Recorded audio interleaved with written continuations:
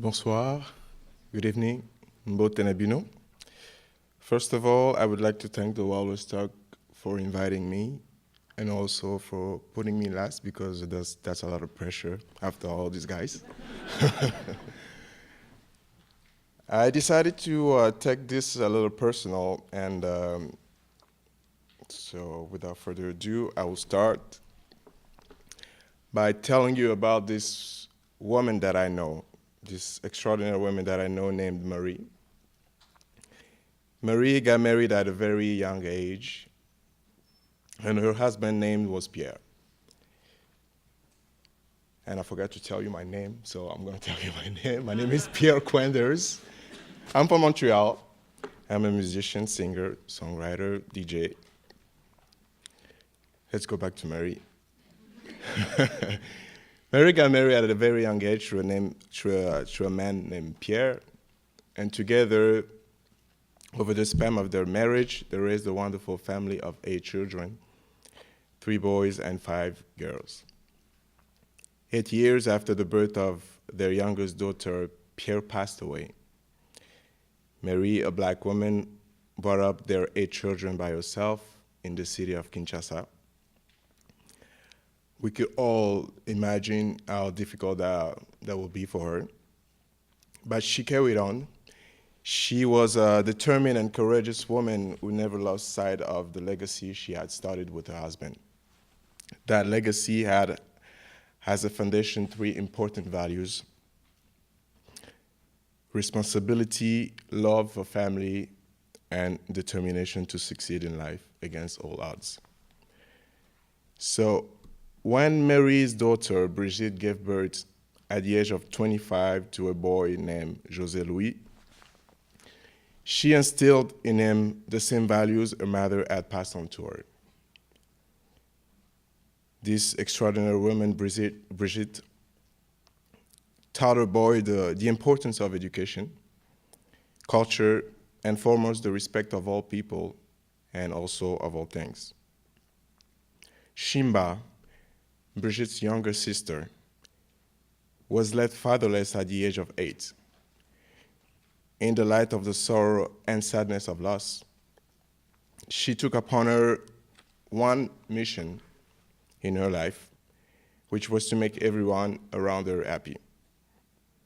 Her love and devotion for Brigitte's son had no limits. She taught him joie de vivre, she taught him sharing and also resilience. You are probably wondering how these 3 extraordinary women are connected to me. First, Mary was my grandmother. Brigitte is my mother, and Shimba is my aunt. A little more than 16 years ago, my treasured grandma left us. More recently, my aunt Shimba lost a devastating battle with cancer and has now moved to another life in paradise. With the loss of those 2 great matriarchs in my family, I'm still grateful to have my mother by my side, and I pray that she stays longer, because I believe I have much to learn from her yet. When I was asked to talk about Africa's next generation, multiple questions popped into my mind. But first, I should have asked myself why, because Sharon said, if they ask you to do something, you have to ask yourself why, or to ask them why. I didn't ask them why. But many questions pop into my mind. So I was like, what about the previous generation? What about those who came before? Aren't they the one that gave us the tools and the drive to imagine and build a better future for ourselves? My message to you today is that this generation, our generation, owes a lot in gratitude to those who have came before. If you ask me who I am today or how I became the man that I am today, the answer will be simple. First, my real name is José Louis Modabi, also known as Pierre Kwenders, who was my grandfather. And I'm the son of Brigitte Kankwende, I'm a young black man forged by the unshakable resolve of black women. I would not be standing before you today if Mary did not marry Pierre or give birth to Brigitte and Shimba. My presence here today is a direct result of Brigitte, my mother, strength and indomitable spirit. She brought me up alone and made me the person that I have become. She instilled in me the same values and principles she learned from her parents.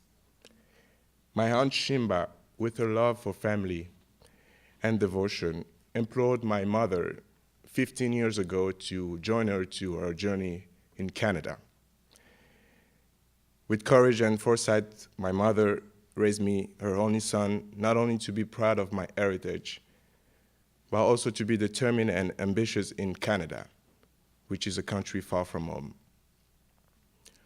Armed with those rich experience and upbringing, I'm convinced that the future of Africa has lived through my generation, is anchored in the steadfast will of those that came before us. Most importantly, these heroic black women, our daughters, grandmothers, sisters, also our mothers. There is nothing more important in a life well lived, than the nurturing and devotion of a mother. Mothers always hope for a better future for their children. Some raise their children against incredible odds and still manage to instill in them a hope for a better future. I believe we all here want a better Africa, and that is inevitable. Africa gets better every day, and I say it does so in no small part on the dreams and sheer power of black women like those ones that I've been blessed to have in my life. So let's strive to provide these African women with the tools they need to carve a healthy and promising future for their offspring. Let's all follow the example of many women, including those who are sitting here. We have Sharon, we also have Ivy there, and we also have in Africa female chief Teresa Kashindamoto, who broke up 850 child marriages in 3 years and sent all these young girls back to school in Malawi. Above all, let us not forget that the secret to any strong nation is in the education of women, because they are the ones that make us all. Thank you. Merci beaucoup.